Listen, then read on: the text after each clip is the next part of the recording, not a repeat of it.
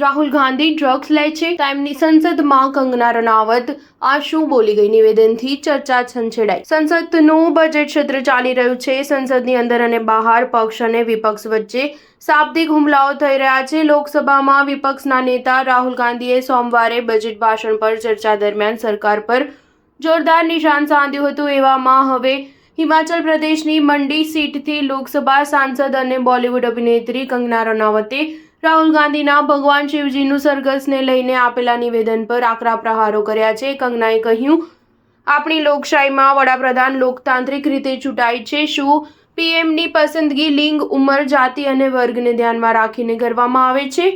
રાહુલ ગાંધી આવી વાતો કરીને દરરોજ બંધારણને ઠેસ પહોંચાડે છે। કંગનાએ સવાલ ઉઠાવ્યો કે શું હવે વડાપ્રધાનની પસંદગી ઉંમર અને લિંગના આધારે કરવામાં આવશે? આવતીકાલે તેઓ કહેશે કે સ્કિનના કલર આધારે વડાપ્રધાનની પસંદગી થશે તો શું તેમને લોકશાહીનું સન્માન નથી? રાહુલ ગાંધી પર નિશાન સાધતા કંગનાએ કહ્યું હતું કે ગઈકાલે પણ તેઓએ સંસદમાં કોમેડી શો કર્યો હતો।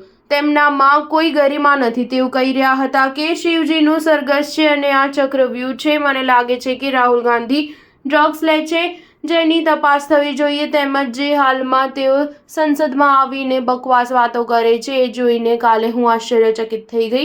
જે રીતે તેમણે સંસદમાં આવીને કહ્યું કે આજે હરીફાઈ છે શિવજીનું સરઘસ અને આ ચક્રવ્યૂહ જેવી વાતોથી એવું નથી લાગતું કે આ વ્યક્તિનો ડ્રગ ટેસ્ટ કરાવવો જોઈએ। મને લાગે છે કે તપાસ થવી જોઈએ કાં તો તે દારૂ અથવા ડ્રગ્સના નશામાં છે। લોકસભામાં રાહુલ ગાંધીએ કેન્દ્રીય બજેટની તુલના મહાભારતના ચક્રવ્યૂહ સાથે કરી હતી જેમાં ચક્રવ્યૂહમાં ફસાઈને અભિમન્યુનું મૃત્યુ થયું હતું। રાહુલ ગાંધીએ કહ્યું, જે ચક્રવ્યૂહ બનાવવામાં આવ્યું છે તેનાથી કરોડો લોકોને નુકસાન થયું છે।